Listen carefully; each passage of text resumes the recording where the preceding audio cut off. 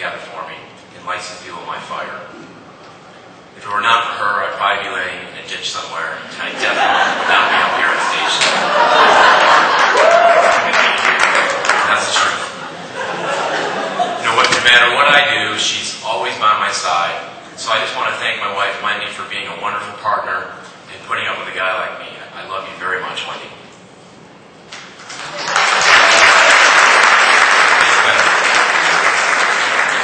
And besides, someone has to put up with my wife's habit of buying unnecessary junk at Target. So it's Target. To my two sons, you saw both of them, Mickey and Patrick. Patrick's my youngest, 3 years old. He's kind of the more laid-back kid of the family. And then there's my oldest. He's an exact replica of me. He's a high D. Let's just say that the Baia household is quite contentious. But I love them equally as much, and they definitely keep me grounded. I want to thank my parents, my mom for her unflinching determination, and that hard work does pay off.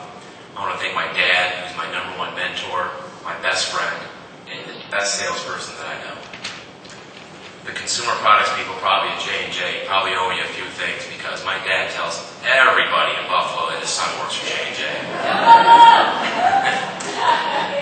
My dad has told me, though, many profound things in my life, and I guess the best one to share with you tonight is that, Joey, when you started here, you work for the best company in the world, and you have the best product. Now go out and show them. And that's exactly what I've done. Thank you, Mom and Dad.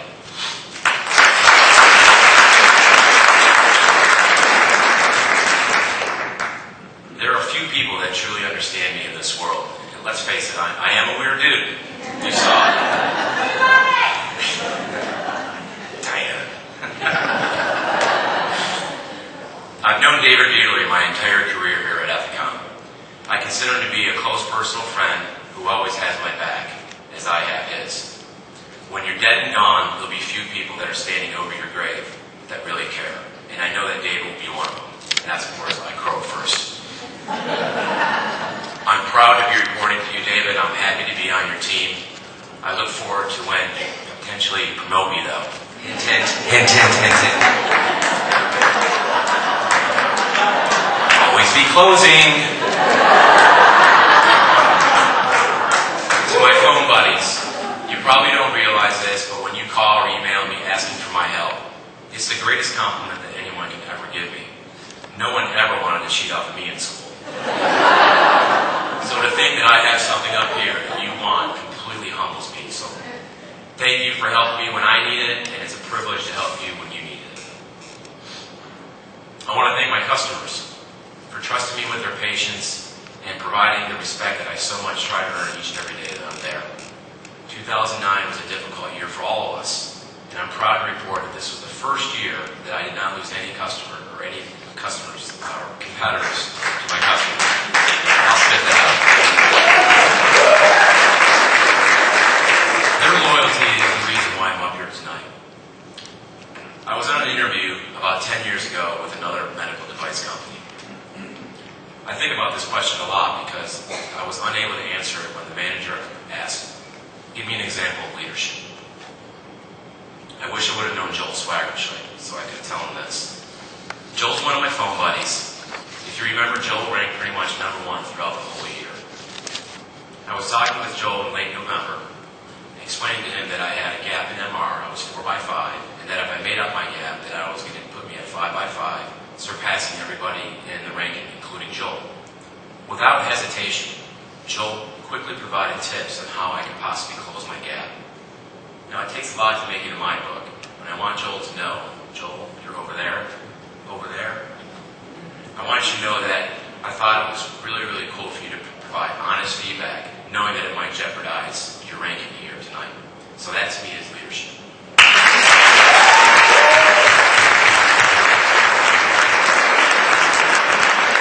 Stephanie Wood, if you were studying in teleport every day, every hour like I was last year, you would have known that Stephanie was $272 away from being up here on stage instead of me.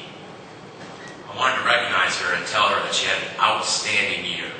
We spent some time together last month at kickoff meetings, and we're now on the same team. Man, let me just tell you, this girl can sell 8 gauge to a brick wall. I have no doubt that she'll have every opportunity to have a good stage.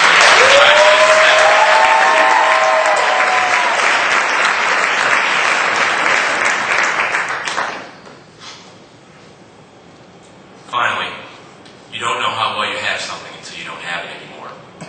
Philip Parker, who is no longer with us, hired me back in May of 2005, and on my first day in June, not July, June, he called to tell me that he was diagnosed with stage 4 cancer and would not be there for my training. The former Bobcat team watched during those 4 years Philip's rise and fall. During his last year, we all knew that his fate was coming near. I tried during that year to send positive messages, especially ones that showed resilience and determination. Towards the end of 2008, I sent him an email explaining that I just picked up the paperwork for a Sero CTO that we've been expecting, and on my way home, I made a cold call to the CEO of the largest radiology group in my territory that we've been trying to convert since I started. Now, we were way past boasting or confirming that I was working and all that stuff, but I wanted him to know that I was fighting for him too. He responded with one line in his email. "This is why I love you so much." It was one of his last emails that he ever sent me. Philip, I know you're smiling right now. I want to say that I love you too, and thank you for giving your undying support for me and helping me through and giving me a job here at Ethicon. Thank you so much.